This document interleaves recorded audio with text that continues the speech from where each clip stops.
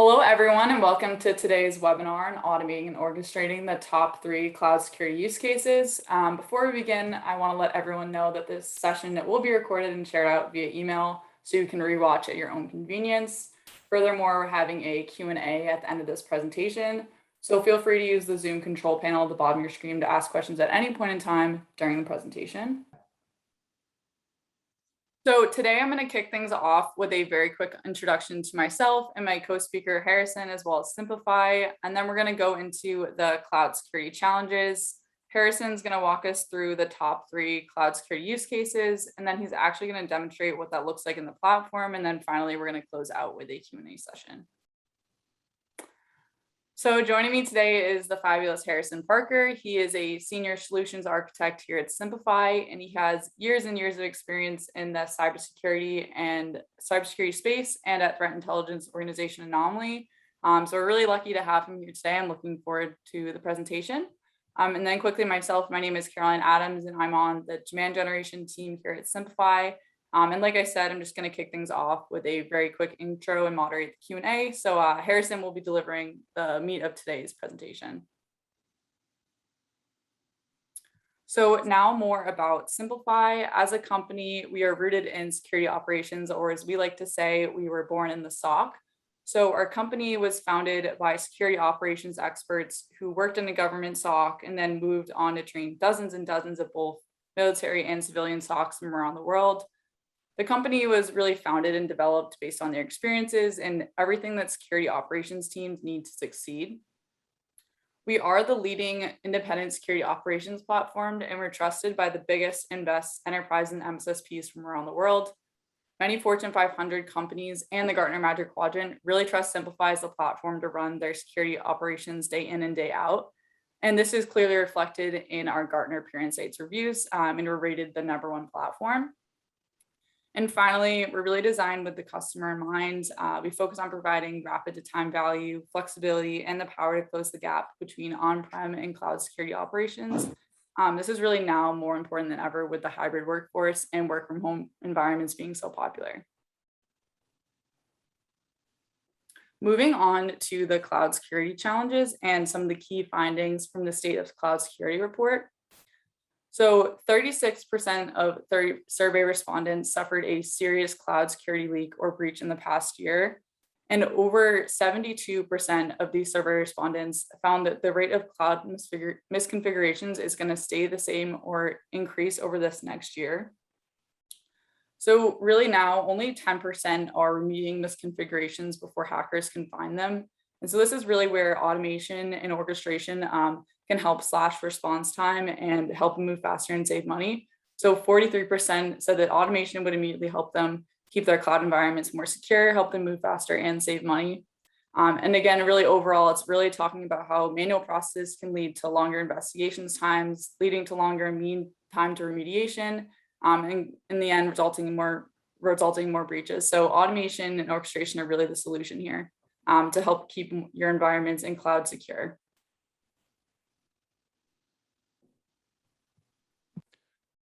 Awesome. Well, I'll take it over from here. First of all, you can hear me all right, correct? Yes, I can hear you. Wonderful. Always want to make sure. Yeah, so Caroline's absolutely right. Cloud is the way of the future. We find all sorts of enterprise organizations starting to deploy applications into the cloud or different services into the cloud. The scalability is unmatched. It's reliable. They're able to cut out a lot of infrastructural support systems they normally need to hire for.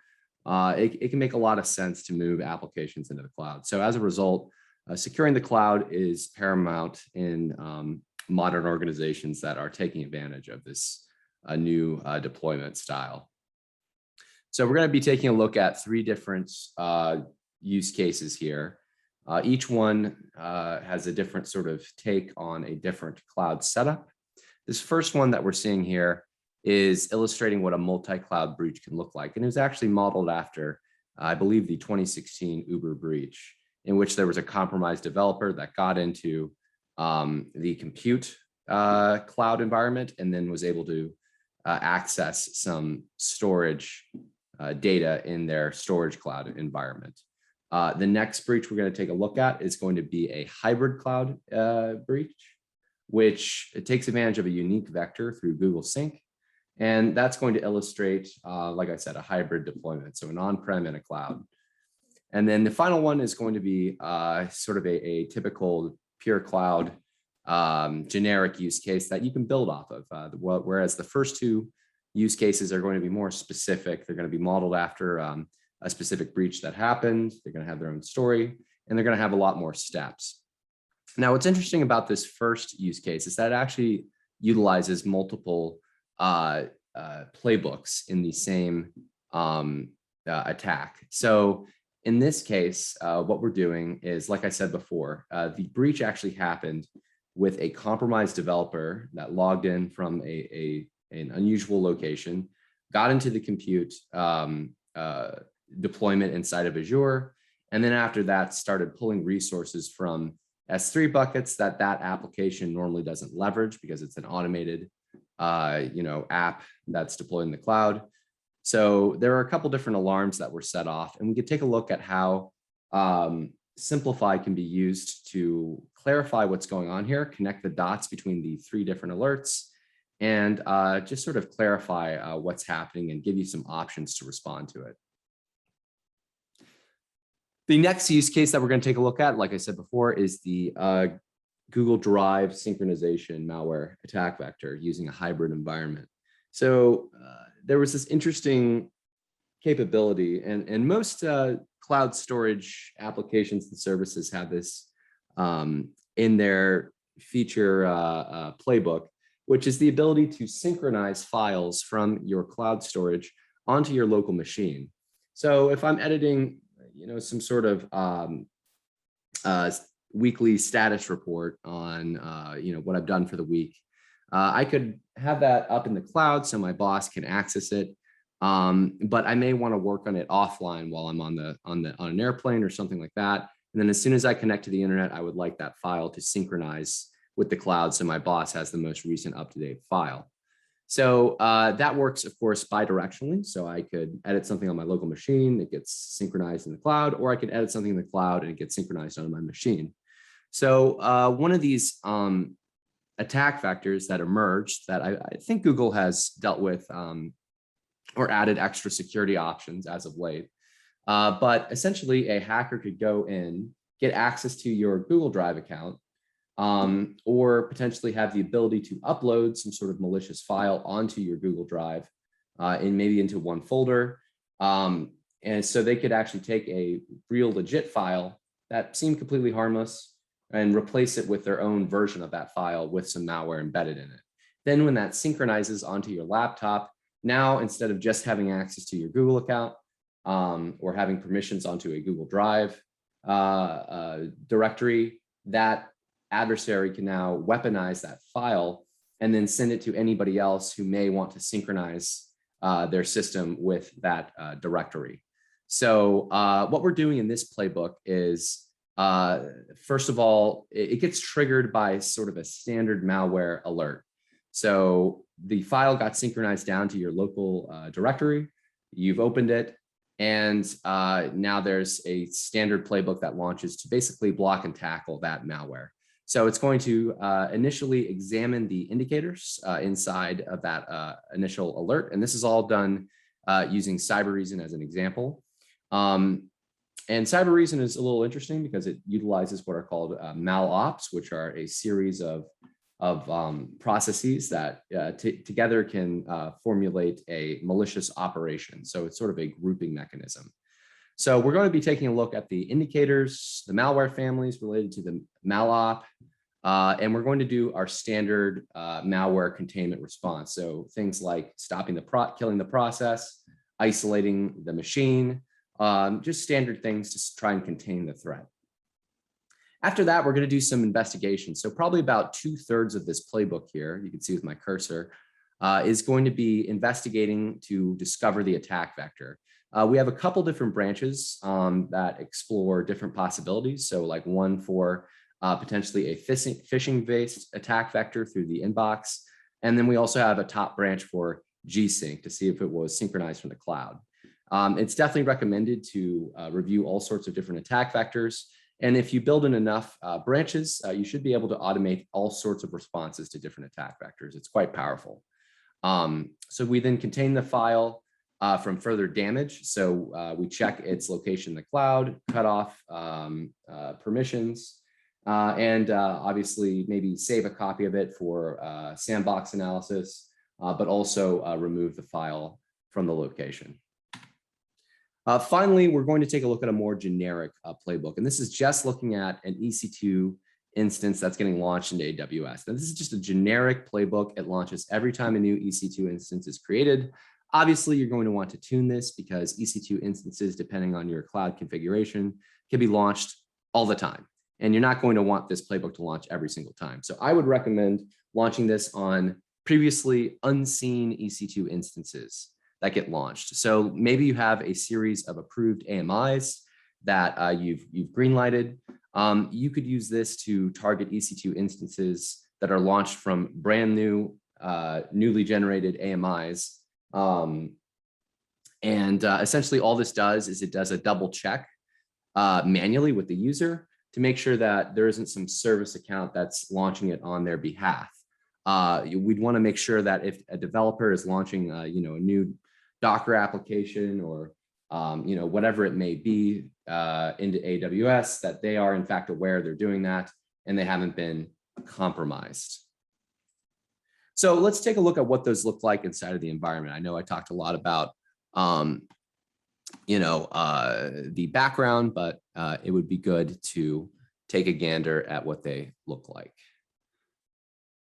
So the first use case we're going to look at, we're going to start off with the one that I essentially ended on, and that's this AWS instance created. Now you can see here we are inside of Simplify 6.0. This is a version that is coming soon to the Simplify user base. And what's nice about 6.0 is it's got fully customizable front-end interfaces. So each one of these little windows here we can see the pending actions window or the entities highlight window. And then below here, we see some windows that are specific to the integrations that are leveraged here. So what's really nice about this is that each one of these windows is customizable right down to the JavaScript, HTML, and CSS that you may want to leverage in any of these. So they're almost like little mini web pages inside of your simplified dashboard. And that's going to give you complete and tight control over how or what information gets displayed to the analyst and how it gets displayed. So so this is an option. We do have a lot of out of the box deployments of these little interfaces. So in just sort of cutting that question off before it gets asked. But let's take a look at this playbook here. So here we have just an alert from CloudWatch or CloudTrail, a log that says, hey, a new EC2 AWS instance was created. And you can see here that we actually have some pending actions. So I could actually click view the playbook, and we can see here that a new instance using this internal IP address in our VPC launched by this individual it has been created. So we had the playbook do some automatic lookups here. We could see here that we've done some lookups to like listing our instances, fetching the manager contact information of the person who launched it just in case, and enriching the user who originally launched the instance, among other steps here. And we also sent them an email asking them to see if they actually launched that particular instance. So after all that gets activated, we then surface this question to the analyst to say, hey, did that user, was he actually conscious that he launched the instance? And we can hit yes or no, hit close, and then that should take care of that branch, and then the next steps will run automatically. So like I said before, I would configure this to filter on which instances get run, but this is meant to give you an idea of what you can get started with all this nice enrichment, pulling down the CloudWatch queries, and honestly, the sky's the limit. So with that, let's take a look at something a little bit more complicated, a little bit more precise, and something that is more sort of based in a real breach. So we could see here, we actually have 3 alerts, whereas in the previous example, we only had 1 here. You see, this tab represents the grouping of alerts as a whole, and this tab is one of the alerts in the group. So if we go over to our multi-cloud infiltration, we notice that there are actually 3 completely separate alerts. The first one comes from Azure Active Directory, informing us that there was a suspicious login. So we can see here, once again, we're in Simplify 6.0, and we can take a look at the information that has been surfaced from our playbook. So the playbook that was launched, if we click on our playbook tab, is this one right here. So once the Azure suspicious login trigger gets activated, then we are going to go ahead and do a SIM search. So in this case, we're doing a chronicle search, looking at the IP address that the user logged in from.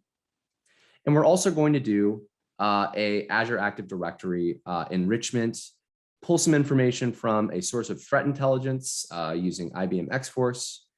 And that's all the steps that have been run so far. And then we ask how the analyst wants to proceed. So after those steps run, this is what's returned. So we've done a search using Google Chronicle. We see that this is a sketchy IP address.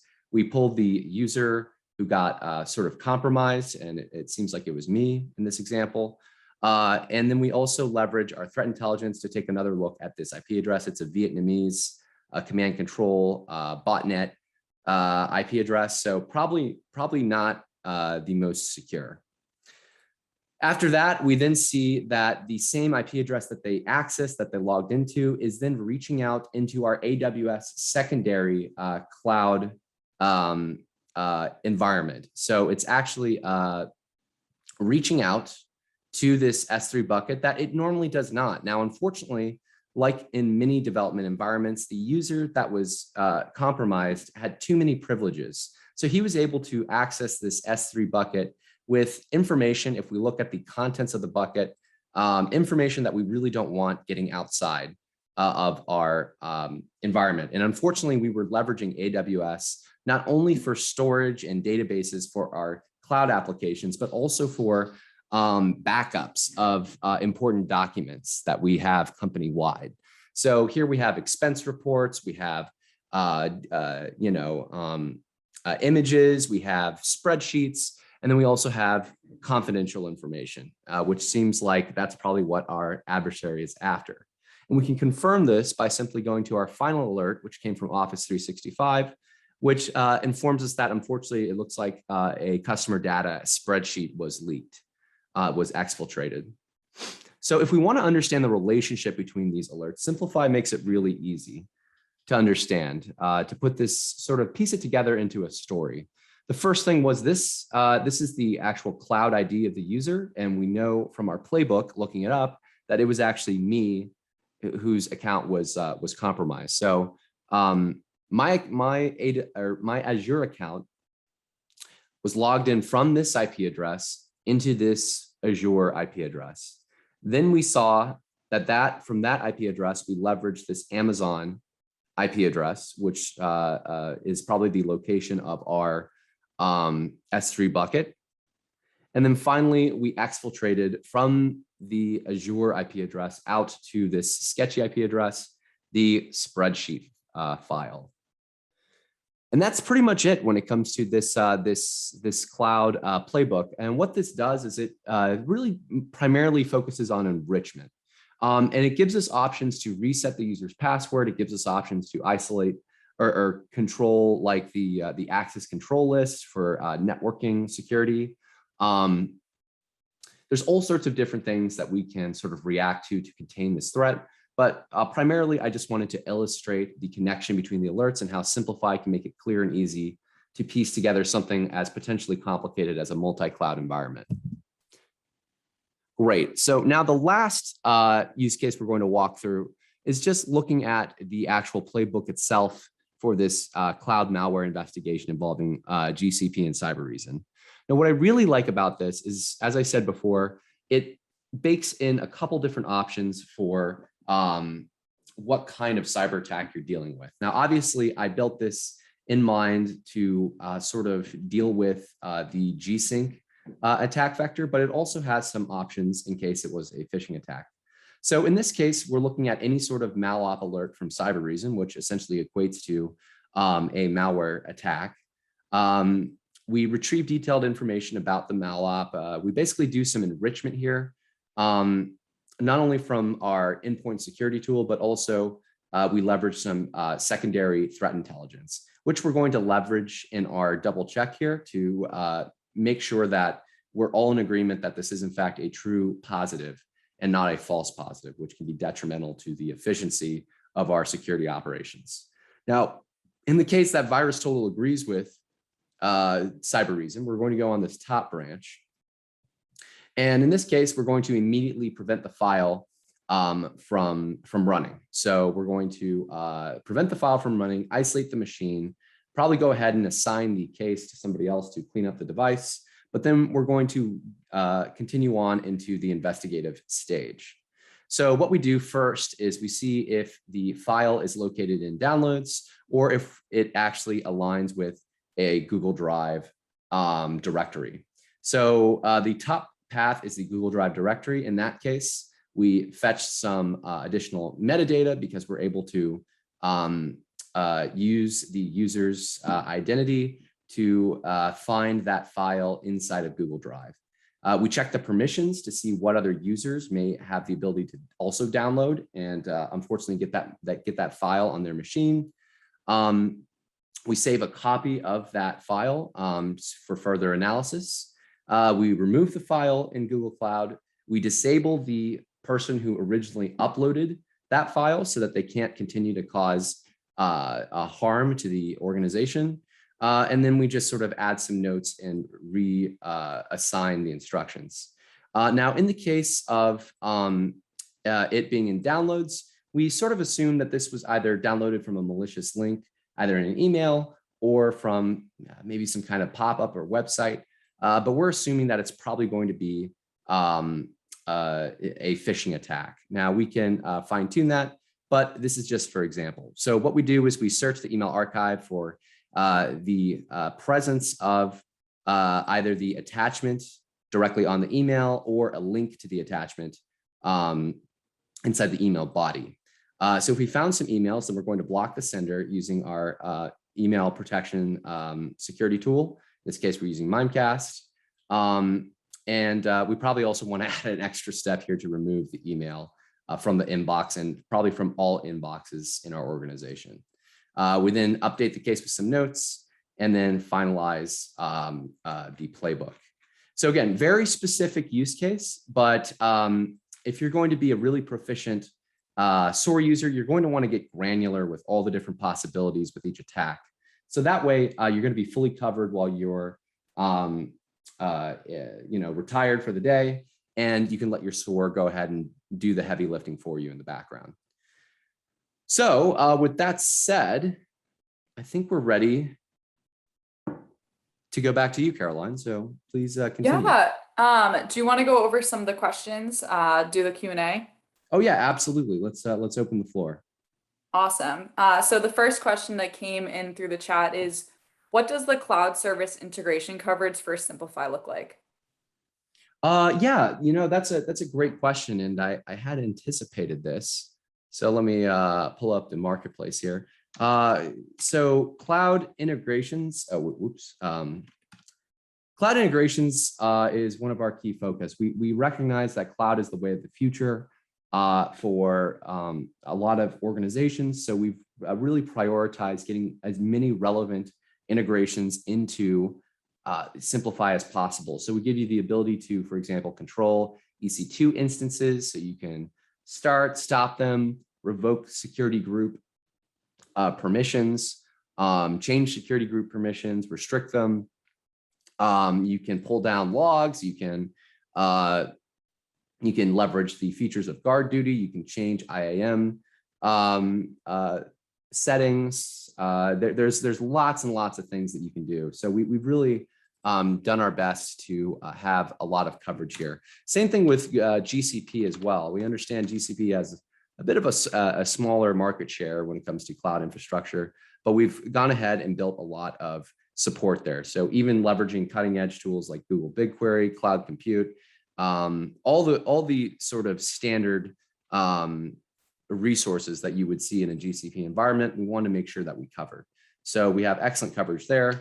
And then finally, when it comes to Azure and Microsoft, we have excellent coverage here as well. This was actually probably one of the first cloud environments that we got involved with because we really liked their security practices. And they just had a lot of different services that we could integrate into. So this is a major priority for us. And we are going to continue to develop and increase our coverage in this area.